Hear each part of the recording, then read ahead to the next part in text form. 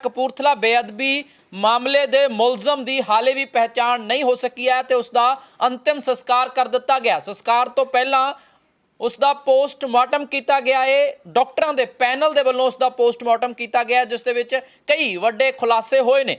दस दिए कि मुलजम की पहचान के लिए उसका DNA टैसट करवाया जाएगा जिस दे लई उसके DNA सैंपल भी लए गए ने। तो दस दिए कि दो बेअदबियां करमवार हुई श्री दरबार साहब दे विच बेअदबी हुंदी है तो उत्थे भी मुलजम की पहचान नहीं हो सकी। उस तो दूजे दिन 20 दसंबर नूं कपूरथला दे विच बेअदबी हुंदी है निजामपुर दे विच ते उत्थे भी बेअदबी करन वाले की पहचान नहीं हो सकी। 72 घंटे तक शनाखत दे लई उस दी डेड बॉडी नूं मोर्चरी दे विच रखिया गया पर शनाखत नहीं हो सकी जिस तो बाद डॉक्टरां दे बोर्ड दे वल्लों पोस्टमार्टम किया गया अते उसका DNA टैसट लिया गया है कि DNA दे नाल उसकी शनाखत जिहड़ी है आने वाले समय दे विच हो सके। हालांकि जांच का विषय है पर हुण तक दोवां मामलिਆਂ ਦੇ ਵਿੱਚ शनाखत नहीं हो सकी ਤੇ ਜਿਹੜਾ ਅੱਜ ਧਮਾਕਾ ਹੋਇਆ ਹੈ ਲੁਧਿਆਣਾ ਦੇ ਵਿੱਚ ਉੱਥੇ ਵੀ शनाखत नहीं हो सकी। ਹੁਣ ਤੱਕ ਦੀ ਜਾਣਕਾਰੀ ਦੇ ਮੁਤਾਬਕ ਜਿਹੜਾ ਬੰਬ ਧਮਾਕੇ ਦੇ ਵਿੱਚ ਵਿਅਕਤੀ ਮਾਰਿਆ ਗਿਆ ਹੈ ਜਿਹੜਾ ਪੁਲਿਸ ਕਮਿਸ਼ਨਰ ਦੇ ਵੱਲੋਂ ਕਿਹਾ ਜਾ ਰਿਹਾ ਕਿ ਸ਼ਾਇਦ ਇਹੀ ਵਿਅਕਤੀ ਸੀਗਾ ਜਿਹੜਾ ਬੰਬ ਫਿੱਟ ਕਰਨ ਆਇਆ ਸੀ ਪਲਾਂਟ ਕਰਨ ਆਇਆ ਸੀ ਤੇ ਉੱਥੇ ਉਸ ਦੀ ਮੌਤ ਹੋ ਗਈ ਤਾਂ ਉਸ ਦੀ ਜੇਬ ਦੇ ਵਿੱਚੋਂ ਵੀ ਕੁਝ ਨਹੀਂ ਮਿਲਿਆ। ਨਾ ਕਪੂਰਥਲਾ ਇਨਸੀਡੈਂਟ ਵਾਲੇ ਮੁਲਜ਼ਮ ਦੀ ਜੇਬ ਦੇ ਵਿੱਚ ਕੁਝ ਮਿਲਿਆ ਨਾ ਅੰਮ੍ਰਿਤਸਰ ਦੇ ਵਿੱਚ श्री दरबार साहब ਦੇ ਵਿੱਚ ਬੇਅਦਬੀ ਕਰਨ ਵਾਲੇ ਦੀ ਜੇਬ ਦੇ ਵਿੱਚ ਕੁਝ ਮਿਲਿਆ। ਤਾਂ ਜਿਹੜੀਆਂ ਇਹ ਚੀਜ਼ਾਂ ਨੇ ਇਹ ਲੜੀ ਦਰ ਲੜੀ ਕਰਮਵਾਰ ਕੜੀ ਦਰ ਕੜੀ ਆਪਸ ਦੇ ਵਿੱਚ ਜੁੜ ਰਹੀਆਂ ਨੇ ਤੇ ਜਿਹੜੇ ਹੁਣ ਡਾਕਟਰਾਂ ਦੇ ਵੱਲੋਂ ਖੁਲਾਸੇ ਕੀਤੇ ਗਏ ਨੇ ਇਸ ਮਾਮਲੇ ਦੇ ਵਿੱਚ ਉਹ ਵੀ ਤੁਹਾਨੂੰ ਦੱਸਦੇ ਹਾਂ ਕਿ ਮੁਲਜ਼ਮ ਦਾ ਪੋਸਟਮਾਰਟਮ ਕੀਤਾ ਗਿਆ ਤੇ ਮੁਲਜ਼ਮ ਦੀ ਪਹਿਚਾਣ ਨਹੀਂ ਹੋ ਸਕੀ ਹੈ। ਲਾਵਾਰਿਸ ਸਮਝ ਕੇ ਉਸ ਦਾ ਸੰਸਕਾਰ ਕਰ ਦਿੱਤਾ ਗਿਆ ਹੈ। ਡਾਕਟਰਾਂ ਦੇ ਪੈਨਲ ਦੇ ਵੱਲੋਂ ਪੋਸਟਮਾਰਟਮ ਕੀਤਾ ਗਿਆ ਜਿਸ ਦੇ ਵਿੱਚ ਖੁਲਾਸਾ ਹੋਇਆ ਕਿ ਉਸ ਦੀ ਮੌਤ ਹੋਈ ਹੈ ਤੇ मौत का कारण ਜਿਹੜਾ ਹੈ ਤੇਜ਼ਧਾਰ ਹਥਿਆਰਾਂ ਦੇ ਨਾਲ ਉਸ ਤੇ ਵਾਰ ਕੀਤੇ ਗਏ ਸਨ। ਗਰਦਨ ਤੇ ਵੱਡਾ ਫੱਟ ਸੀਗਾ। ਮੁਲਜ਼ਮ ਦੀ ਸਾਹ ਰਗ ਵੀ ਕੱਟੀ ਗਈ ਸੀ। ਖਾਣੇ ਵਾਲੀ ਅਤੇ ਖੂਨ ਦੀਆਂ ਨਾੜੀਆਂ ਵੀ ਕੱਟੀਆਂ ਗਈਆਂ ਸਨ। ਸਿਰ ਦੇ ਵਿੱਚ ਉਸ ਦੇ ਡੂੰਘੀ ਸੱਟ ਸੀ। ਸਿਰ ਦੀ ਹੱਡੀ ਵੀ ਟੁੱਟੀ ਹੋਈ ਸੀ ਤੇ ਛਾਤੀ ਤੇ ਵੀ ਸੱਟਾਂ ਦੇ ਨਿਸ਼ਾਨ ਸਨ। ਪਸਲੀਆਂ ਉਸ ਦੀਆਂ ਟੁੱਟੀਆਂ ਹੋਈਆਂ ਸਨ। ਮੁਲਜ਼ਮ ਦੇ ਮਲਟੀਪਲ ਇੰਜਰੀਜ਼ ਸਨ। ਇਹ ਕਹਿਣਾ ਹੈ ਡਾਕਟਰਾਂ ਦਾ ਕਿ ਪੂਰੇ ਸਰੀਰ ਤੇ ਸੱਟਾਂ ਦੇ ਨਿਸ਼ਾਨ ਸਨ ਤੇ ਹੁਣ ਮੁਲਜ਼ਮ ਦਾ DNA ਸੈਂਪਲ ਜਿਹੜਾ ਹੈ ਉਹ ਕਲੈਕਟ ਕੀਤਾ ਗਿਆ ਹੈ ਕਿ ਮੁਲਜ਼ਮ ਦੀ ਪਹਿਚਾਣ ਜਿਹੜੀ ਆ ਉਹ ਕੀਤੀ ਜਾ ਸਕੇ। ਪਰ ਵੱਡੀ ਖਬਰ ਤੁਹਾਨੂੰ ਦੱਸ ਰਹੇ ਹਾਂ ਕਿ ਜਿਸ ਢੰਗ ਦੇ ਨਾਲ ਬੇਅਦਬੀਆਂ ਹੋਈਆਂ ਜਿਸ ਢੰਗ ਦੇ ਨਾਲ ਇਹ ਸਾਰਾ ਕੁਝ ਵਾਪਰਿਆ ਤਾਂ ਉਸ ਮਾਮਲੇ ਦੇ ਵਿੱਚ ਪੋਸਟਮਾਰਟਮ ਹੈ ਦੱਸ ਦਈਏ ਕਿ ਮੁਲਜ਼ਮ ਦੀ ਪਹਿਚਾਣ ਨਹੀਂ ਹੋ ਸਕੀ ਤੇ ਮੁਲਜ਼ਮ ਜਿਹੜਾ ਹੈ ਉਹ ਲਾਵਾਰਿਸ ਸਮਝ ਕੇ ਉਸ ਦਾ ਸੰਸਕਾਰ ਕਰ ਦਿੱਤਾ ਗਿਆ ਹੈ ਤੇ ਸੰਸਕਾਰ ਤੋਂ ਬਾਅਦ ਡਾਕਟਰਾਂ ਨੇ ਕਈ ਖੁਲਾਸੇ ਕੀਤੇ ਨੇ। ਡਾਕਟਰਾਂ ਦੇ ਵੱਲੋਂ ਕਈ ਖੁਲਾਸੇ ਕੀਤੇ ਗਏ ਨੇ ਕਿ ਉਸ ਦੇ ਗਰਦਨ ਤੇ ਡੂੰਘਾ ਵਾਰ ਸੀ। ਸਾਹ ਰਗ ਉਸ ਦੀ ਕੱਟੀ ਹੋਈ ਸੀਗੀ ਅਤੇ ਜਿਸ ਢੰਗ ਦੇ ਨਾਲ ਤੁਹਾਨੂੰ ਦੱਸ ਰਿਹਾ ਕਿ ਡਾਕਟਰਾਂ ਦੇ ਪੈਨਲ ਦੇ ਵੱਲੋਂ ਇਹ ਜਿਹੜਾ ਪੋਸਟਮਾਰਟਮ ਹੈ ਇਹ ਕੀਤਾ ਗਿਆ ਅਤੇ ਉਸ ਤੋਂ ਬਾਅਦ ਉਹਨਾਂ ਦੇ ਵੱਲੋਂ ਖੁਲਾਸੇ ਕੀਤੇ ਗਏ ਕਿ ਉਸ ਦੀ ਖਾਣੇ ਵਾਲੀ ਨਾੜੀ ਹੋਵੇ ਜਾਂ ਹੋਰ ਖੂਨ ਦੀਆਂ ਨਾੜੀਆਂ ਹੁਣ ਉਹ ਵੀ ਕੱਟ ਚੁੱਕੀਆਂ ਸਨ। ਇਸ ਦਾ ਮਤਲਬ ਤੇਜ਼ਧਾਰ ਹਥਿਆਰਾਂ ਦੇ ਨਾਲ ਡੂੰਘੇ ਫੱਟ ਜਿਹੜੇ ਨੇ ਉਸ ਦੇ ਲੱਗੇ ਹੋਏ ਸੀਗੇ। ਤੁਹਾਨੂੰ ਤਸਵੀਰਾਂ ਵੀ ਦਿਖਾ ਰਹੇ ਹਾਂ ਜਿਸ ਢੰਗ ਦੇ ਨਾਲ ਕਪੂਰਥਲਾ ਦੇ ਵਿੱਚ ਬੇਅਦਬੀ ਹੁੰਦੀ ਹੈ ਤਾਂ ਉਸ ਤੋਂ ਬਾਅਦ ਵੱਡੀ ਗਿਣਤੀ ਦੇ ਵਿੱਚ ਸੰਗਤ ਜਿਹੜੀ ਆ ਉਹ ਆਲੇ ਦੁਆਲੇ ਦੀ ਇਕੱਠੀ ਹੋ ਜਾਂਦੀ ਹੈ।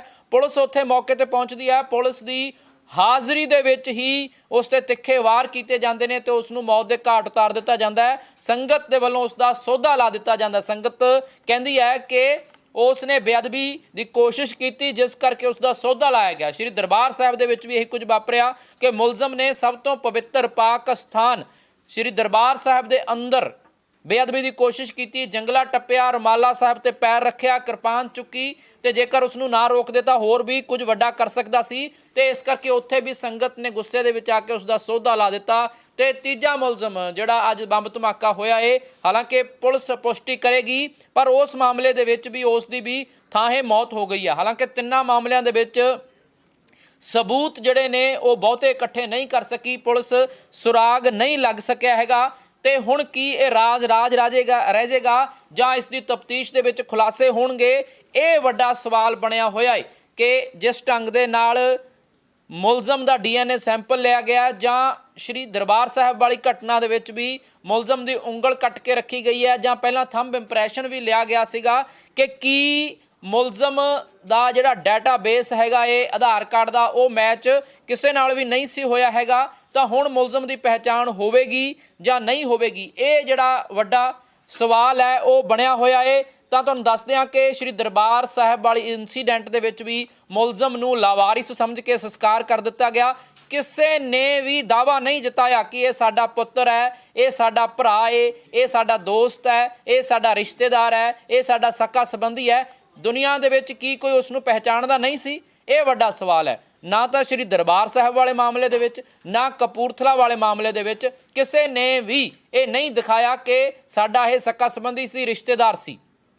ਤੇ ਹੁਣ ਦੋਵਾਂ ਮ੍ਰਿਤਕਾਂ ਦਾ ਜਿਹੜੇ ਮਾਰੇ ਗਏ ਨੇ, ਜਿਨ੍ਹਾਂ ਨੂੰ ਸੰਗਤ ਨੇ ਸੋਧਾ ਲਾਇਆ, ਜਿਨ੍ਹਾਂ ਨੂੰ ਕੁੱਟ-ਕੁੱਟ ਕੇ ਮਾਰ ਦਿੱਤਾ, ਉਹਨਾਂ ਦਾ ਪੋਸਟਮਾਰਟਮ ਕਰਨ ਤੋਂ ਉਪਰੰਤ ਸੰਸਕਾਰ ਕਰ ਦਿੱਤਾ ਗਿਆ ਏ ਤੇ ਲਾਵਾਰਿਸ ਸਮਝ ਕੇ ਸੰਸਕਾਰ ਕੀਤਾ ਗਿਆ, ਕਿਉਂਕਿ 72 ਘੰਟੇ ਤੱਕ ਡੈੱਡ ਬੋਡੀ ਨੂੰ ਪਹਿਚਾਣ ਲਈ ਰੱਖਿਆ ਜਾਂਦਾ ਹੈ ਕਾਨੂੰਨ ਦੇ ਮੁਤਾਬਕ। ਅਤੇ ਜਦੋਂ ਕੋਈ ਸ਼ਨਾਖਤ ਨਹੀਂ ਕਰਦਾ, ਜਦੋਂ ਕੋਈ ਦਾਅਵਾ ਨਹੀਂ ਜਤਾਉਂਦਾ, ਉਸ ਤੋਂ ਬਾਅਦ ਲਾਵਾਰਿਸ ਸਮਝ ਕੇ ਸੰਸਕਾਰ ਕੀਤਾ ਜਾਂਦਾ ਹੈ। ਤੇ ਕਪੂਰਥਲਾ ਵਾਲੇ ਮੁਲਜ਼ਮ ਦਾ ਵੀ ਤੇ ਸ਼੍ਰੀ ਦਰਬਾਰ ਸਾਹਿਬ ਵਾਲੇ ਮੁਲਜ਼ਮ ਦਾ ਵੀ, ਦੋਵਾਂ ਦਾ ਹੀ ਲਾਵਾਰਿਸ ਸਮਝ ਕੇ ਸੰਸਕਾਰ ਕਰ ਦਿੱਤਾ ਗਿਆ ਹੈ। ਹਾਲਾਂਕਿ ਸਿੱਖ ਸੰਗਤ ਦੇ ਵਿੱਚ ਵੱਡਾ ਰੋਹ ਵੀ ਹੈ ਕਿ ਧਾਰਮਿਕ ਸਥਾਨਾਂ ਨੂੰ ਨਿਸ਼ਾਨਾ ਬਣਾਇਆ ਜਾ ਰਿਹਾ ਹੈ। ਬਹੁਤ ਸਾਰੇ ਲੋਕ ਕਹਿ ਰਹੇ ਨੇ ਕਿ ਸਿਆਸਤ ਦੇ ਕਾਰਨ ਹੋ ਰਿਹਾ ਹੈ, ਵੋਟਾਂ ਦੇ ਕਾਰਨ ਹੋ ਰਿਹਾ। ਅੱਜ ਲੁਧਿਆਣਾ ਦੇ ਵਿੱਚ ਵੀ ਜਿਹੜਾ ਧਮਾਕਾ ਹੋਇਆ ਉਸ ਨੂੰ ਵੀ ਚੋਣਾਂ ਦੇ ਨਾਲ ਜੋੜ ਕੇ ਦੇਖਿਆ ਜਾ ਰਿਹਾ ਹੈ ਕਿ ਪੰਜਾਬ ਦੇ ਵਿੱਚ ਮਾਹੌਲ ਵਿਗਾੜਨ ਦੀ ਕੋਸ਼ਿਸ਼ ਕੀਤੀ ਜਾ ਰਹੀ ਹੈ, ਪੋਲਰਾਈਜੇਸ਼ਨ ਦੀ ਰਾਜਨੀਤੀ ਹੋ ਰਹੀ ਹੈ। ਕਿਸ ਧਿਰ ਨੂੰ ਇਸ ਦਾ ਫਾਇਦਾ ਹੋਵੇਗਾ, ਇਹ ਵੱਡੇ ਸਵਾਲ ਨੇ। ਪਰ ਜਿਸ ਢੰਗ ਦੇ ਨਾਲ ਇਹ ਇਨਸੀਡੈਂਟਸ ਵਾਪਰੀਆਂ ਨੇ, 19 ਦਸੰਬਰ ਨੂੰ ਇਨਸੀਡੈਂਟ ਵਾਪਰਦੀ ਹੈ ਸ਼੍ਰੀ ਦਰਬਾਰ ਸਾਹਿਬ ਦੇ ਵਿੱਚ, 20 ਦਸੰਬਰ ਨੂੰ ਕਪੂਰਥਲਾ ਦੇ ਵਿੱਚ ਤੇ ਅੱਜ 23 ਦਸੰਬਰ ਨੂੰ ਲੁਧਿਆਣਾ ਦੇ ਵਿੱਚ ਇਹ ਇਨਸੀਡੈਂਟ ਵਾਪਰਦੀ ਹੈ ਕਿ ਕਿਸ ਢੰਗ ਦੇ ਨਾਲ ਇਹ ਸਭ ਕੁਝ ਇੰਨੇ ਘੱਟ ਦਿਨਾਂ ਦੇ ਵਿੱਚ ਇੰਨੀ ਤੇਜ਼ੀ ਦੇ ਨਾਲ ਚੀਜ਼ਾਂ ਹੋ ਰਹੀਆਂ ਨੇ। ਇਹ ਵੱਡੇ ਸਵਾਲ ਖੜੇ ਕਰ ਰਹੇ ਨੇ ਕਿ ਆਖਿਰ ਇਸ ਦੇ ਪਿੱਛੇ ਕੌਣ ਹੈ, ਇਹਨਾਂ ਸਾਜ਼ਿਸ਼ਾਂ ਨੂੰ ਅੰਜਾਮ ਕੌਣ ਦੇ ਰਿਹਾ ਹੈ ਤੇ ਇਹਨਾਂ ਦਾ ਕੋਈ ਸੁਰਾਗ ਕਿਉਂ ਨਹੀਂ ਲੱਗ ਰਿਹਾ ਹੈਗਾ। ਇਹ ਵੱਡੇ ਸਵਾਲ ਜਿਹੜੇ ਖੜੇ ਹੋ ਰਹੇ ਨੇ ਕਿ ਤੇਜ਼ਧਾਰ ਹਥਿਆਰ ਦੇ ਨਾਲ ਵਾਰ ਕੀਤੇ ਗਏ, ਡਾਕਟਰ ਦੱਸ ਰਹੇ ਨੇ ਫੱਟ ਦੇ ਨਿਸ਼ਾਨ ਸਨ ਡੂੰਘੇ, ਉਸ ਦੇ ਗਰਦਨ ਤੇ ਫੱਟ ਦਾ ਨਿਸ਼ਾਨ ਸੀ, ਸਾਹ ਰਗ ਉਸ ਦੀ ਕੱਟੀ ਗਈ ਸੀ, ਫੇਫੜਿਆਂ ਤੱਕ ਨੁਕਸਾਨ ਪਹੁੰਚਿਆ, ਪਸਲੀਆਂ ਤੱਕ ਦਬ ਗਈਆਂ, ਹੱਡੀਆਂ ਟੁੱਟੀਆਂ ਹੋਈਆਂ ਸੀ, ਮਲਟੀਪਲ ਇੰਜਰੀ ਸੀਗੀ, ਸਰੀਰ ਤੇ ਸੱਟਾਂ ਦੇ ਨਿਸ਼ਾਨ ਸਨ। ਤਾਂ ਬਰੌਟ ਡੈਡ ਉਸ ਨੂੰ ਹਸਪਤਾਲ ਲਿਜਾਇਆ ਗਿਆ, ਉਸ ਦੀ ਡੈੱਡ ਬੋਡੀ ਹੀ ਹਸਪਤਾਲ ਪਹੁੰਚੀ, ਪਹਿਲਾਂ ਹੀ ਉਸ ਨੂੰ ਮਾਰ ਦਿੱਤਾ ਗਿਆ ਸੀ। ਤੇ ਹੁਣ ਦੇਖਣਾ ਹੋਏਗਾ ਕਿ ਇਸ ਮਾਮਲੇ ਦੇ ਵਿੱਚ ਕਦੋਂ ਮੁਲਜ਼ਮਾਂ ਦੀ ਪਹਿਚਾਣ ਹੋ ਪਾਉਂਦੀ ਹੈ ਜਾਂ ਨਹੀਂ ਹੋ ਪਾਉਂਦੀ। ਇਹ ਵੀ ਵੱਡਾ ਸਵਾਲ ਹੈ ਕਿ ਮੁਲਜ਼ਮਾਂ ਦੀ ਪਹਿਚਾਣ ਹੋ ਸਕੇਗੀ ਜਾਂ ਫਿਰ ਇਹ ਪਤਾ ਹੀ ਨਹੀਂ ਲੱਗੇਗਾ ਕਿ ਇਹਨਾਂ ਨੂੰ ਕਿਸ ਨੇ ਭੇਜਿਆ ਸੀ, ਇਹ ਜਿਹੜੀਆਂ ਸਾਜ਼ਿਸ਼ਾਂ ਸਨ ਇਹ ਕਿਸ ਨੇ ਰਚੀਆਂ ਸਨ। ਕਿਉਂਕਿ ਪਹਿਲਾਂ ਵੀ ਬਹੁਤ ਸਾਰੇ ਮਾਮਲੇ ਜਿਹੜੇ ਨੇ ਅਣਸੁਲਝੇ ਪਏ ਨੇ, ਉਹਨਾਂ ਮਾਮਲਿਆਂ ਦੇ ਵਿੱਚ ਵੀ ਪੁਲਿਸ ਕਿਤੇ ਹੱਥ ਕੁਝ ਵੀ ਨਹੀਂ ਲੱਗਿਆ। ਚਾਹੇ ਮੌੜ ਮੰਡੀ ਦਾ ਬਲਾਸਟ ਹੋਵੇ ਜਿਹੜਾ 2017 ਦੇ ਵਿੱਚ ਹੋਇਆ, 7 ਲੋਕਾਂ ਦੀ ਮੌਤ ਹੋਈ, ਉਸ ਮਾਮਲੇ ਦੇ ਵਿੱਚ ਵੀ ਪੁਲਿਸ ਦੇ ਹੱਥ ਖਾਲੀ ਨੇ। ਤੇ ਹੁਣ 2022 ਆ ਗਿਆ, 5 ਸਾਲ ਬਾਅਦ ਮੁੜ ਤੋਂ ਬੰਬ ਧਮਾਕਾ ਲੁਧਿਆਣਾ ਦੇ ਕੋਰਟ ਕੰਪਲੈਕਸ ਦੇ ਵਿੱਚ ਹੁੰਦਾ ਹੈ। ਲੁਧਿਆਣਾ ਦੇ ਕੋਰਟ ਕੰਪਲੈਕਸ ਦੇ ਦੂਜੀ ਮੰਜ਼ਿਲ ਦੇ ਵਾਸ਼ਰੂਮ ਦੇ ਵਿੱਚ ਇਹ ਧਮਾਕਾ ਹੁੰਦਾ ਹੈ ਤੇ ਇਸ ਨੂੰ ਹਾਈਲੀ ਐਕਸਪਲੋਸਿਵ ਇਹ ਧਮਾਕਾ ਸੀਗਾ ਜਿਸ ਨੇ ਕੰਧਾਂ ਤੱਕ ਉਡਾ ਦਿੱਤੀਆਂ, ਕੰਧਾਂ ਤੱਕ ਡਿੱਗ ਗਈਆਂ, ਸੜਕਾਂ ਤੇ ਖੜੀਆਂ ਗੱਡੀਆਂ ਦੇ ਸ਼ੀਸ਼ੇ ਤੱਕ ਟੁੱਟ ਗਏ, ਇਮਾਰਤ ਦੇ ਸ਼ੀਸ਼ੇ ਟੁੱਟ ਗਏ,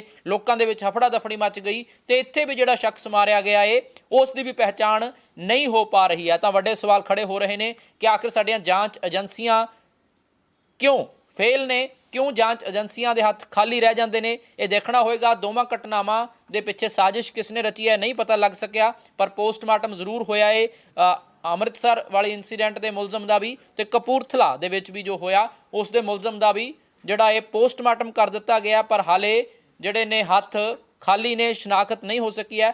ਡਾਕਟਰ ਕੀ ਕਹਿ ਰਹੇ ਨੇ ਇਸ ਸੰਬੰਧੀ ਉਹ ਵੀ ਤੁਹਾਨੂੰ ਸੁਣਾ ਦਿੰਦੇ ਹਾਂ। ਅੱਜ ਜਿਹੜਾ ਤਾਂ ਪੋਸਟਮਾਰਟਮ ਹੈ, ਇੱਕ ਡਾਕਟਰਾਂ ਦਾ ਬੋਰਡ ਬਣਾਇਆ ਸੀਗਾ, ਬੋਰਡ ਗਠਨ ਕੀਤਾ ਸੀ, ਉਹਦੇ ਦੁਆਰਾ ਕੀਤਾ ਗਿਆ। ਇਹ 5 ਡਾਕਟਰਾਂ ਦਾ ਬੋਰਡ ਸੀ ਜਿਹਦੇ ਵਿੱਚ doctor Akashdeep, doctor Amandeep, doctor Ravjeet Singh, doctor GS Bhatti ਅਤੇ ਡਾਕਟਰ ਤੁਸ਼ਾਰ ਆਹਲੂਵਾਲੀਆ, 5 ਮੈਂਬਰਾਂ ਦੀ ਟੀਮ ਸੀ ਜਿਹੜੀ ਅਸੀਂ ਬਣਾਈ ਹੈ ਬੋਰਡ ਵਾਸਤੇ। ਉਸ ਬੋਰਡ ਨੇ ਉਹਦਾ ਪੋਸਟਮਾਰਟਮ ਕੀਤਾ। ਸਰ ਪੋਸਟਮਾਰਟਮ 'ਚ ਕੀ ਪਤਾ ਲੱਗਾ ਕਿੱਥੇ ਕਿੱਥੇ ਗੁੱਜੀਆਂ ਸੱਟਾਂ ਜਾਂ ਕੁਝ ਕਰ ਦੋ? ਹਾਂ, ਉਹਦੇ ਬਹੁਤੇ ਜ਼ਿਆਦਾ ਤੇਜ਼ ਧਾਰ ਹਥਿਆਰ ਨੇ ਸੱਟਾਂ ਲੱਗਦੀਆਂ। ਇੱਕ ਤਾਂ ਉਹਦੀ ਗਰਦਨ 'ਤੇ ਹੈਗੀ ਆ, ਫਰੰਟ 'ਤੇ ਸਾਈਡ 'ਤੇ ਸੱਜੇ ਪਾਸੇ। ਉਹਦੇ ਨਾਲ ਦੀ ਸਾਹ ਰਗ ਵੀ ਕੱਟੀ ਪਈ ਆ, ਔਰ ਥੱਲੇ ਖਾਣੇ ਵਾਲੀ ਨਾੜੀ ਵੀ, ਮਸਲਸ ਵੀ, ਨਾੜੀਆਂ ਵੀ ਖੂਨ ਦੀਆਂ। ਉਸ ਤੋਂ ਬਾਅਦ ਜਿਹੜੀ ਸਿਰ 'ਚ ਸੱਟ ਹੈਗੀ ਉਹ ਵੀ ਕਾਫੀ ਡੂੰਘੀ ਆ, ਸਿਰ ਦੀ ਹੱਡੀ ਵੀ ਕੱਟੀ ਹੈ, ਥੱਲੇ ਬ੍ਰੇਨ 'ਚ ਵੀ ਸੱਟ ਲੱਗੀ ਹੈ, ਦਿਮਾਗ ਦੇ ਵਿੱਚ ਵੀ ਸੱਟ ਲੱਗੀ ਹੈ। ਔਰ ਉਸ ਤੋਂ ਇਲਾਵਾ ਛਾਤੀ ਦੇ ਵਿੱਚ ਸੱਟਾਂ ਨੇ ਜਿਹਦੇ ਨਾਲ ਅੰਦਰ ਫੇਫੜਾ ਇੰਜਰਡ ਹੈ, ਪਸਲੀਆਂ ਵੀ ਉਹਦੀ ਟੁੱਟੀਆਂ ਪਈਆਂ ਸੀ। ਫਿਰ ਸੱਜੇ ਹਿੱਪ 'ਤੇ ਆ ਉੱਥੇ ਇੰਜਰੀ, ਮਤਲਬ ਮਲਟੀਪਲ ਇੰਜਰੀਜ਼ ਹੈਗੀਆਂ ਸੀ ਉਹਦੇ, ਕਾਫੀ ਗਿਣਤੀ 'ਚ ਸੱਟਾਂ ਸੀ ਜੀ। ਸਰ ਪੋਸਟਮਾਰਟਮ ਦੀ ਰਿਪੋਰਟ ਕਦੋਂ ਤੱਕ ਜਿਹੜੀ ਹੈ? ਆਪਦੇ ਅਸੀਂ ਵਿਸਰਾ ਭੇਜੇ ਹੈਗੇ ਆ, ਵਿਸਰਾ ਲਏ ਆ, ਭੇਜਾਂਗੇ ਉਹਨਾਂ ਨੂੰ। ਤੂੰ ਪਲੱਸ DNA ਸੈਂਪਲ ਵੀ ਉਸ ਤੋਂ ਕੋਈ ਬਿਹਤਰ ਉਸਦਾ ਲਿਆ ਹੈ, ਕਿਉਂਕਿ ਅਨਨੋਨ ਸੀ ਕਿ ਬੋਡੀ ਉਹ ਫਿਲਹਾਲ ਜਦੋਂ ਲੈ ਕੇ ਆਏ ਸਾਡੇ ਕੋਲ ਨਾਮਾਲੂਮ ਸੀ ਹੁਣ ਤੱਕ। ਅਸੀਂ ਉਹਦਾ DNA ਸੈਂਪਲ ਵੀ ਲਿਆ, ਜਿਹਦੇ ਵਿੱਚ ਵਾਲ ਹੈ, ਟੁੱਥ ਹੈ, ਔਰ ਹੋਰ ਇਹ ਸਾਰਾ ਕੁਝ ਲੈ ਕੇ ਭੇਜਿਆ ਹੈਗਾ ਉਹਦੀ ਆਈਡੈਂਟੀਫਿਕੇਸ਼ਨ ਵਾਸਤੇ। ਅਤੇ ਜਿਹੜੇ ਵਿਸਰੇ ਭੇਜੇ ਆ ਤਾਂ ਕਿ ਹੁਣ ਬਾਅਦ 'ਚ ਪਤਾ ਲੱਗੇ ਕਿ ਪ੍ਰਤੱਖ ਕਾਜ਼ ਜਿਹੜਾ ਡੈਥ ਦਾ ਐਕਚੁਅਲ ਕਾਰਨ ਕੀ ਸੀ। ਡਾਕਟਰ ਸਾਹਿਬ ਕਦੋਂ ਤੱਕ ਜਿਹੜੀ ਹੈ ਪਤਾ ਲੱਗ ਸਕੇਗਾ? ਇਹ ਰਿਪੋਰਟ ਥਰੂ ਪੁਲਿਸ ਹੈ, ਕੁਝ ਦਿਨ ਵੀ ਲੱਗ ਜਾਂਦੇ, ਕਈ ਵਾਰ ਮਹੀਨੇ ਵੀ ਲੱਗ ਜਾਂਦੇ। ਉਹ ਅਸੀਂ ਥਰੂ ਪੁਲਿਸ ਮੰਗਾਵਾਂਗੇ ਜਿੰਨੀ ਛੇਤੀ ਹੋ ਸਕਿਆ।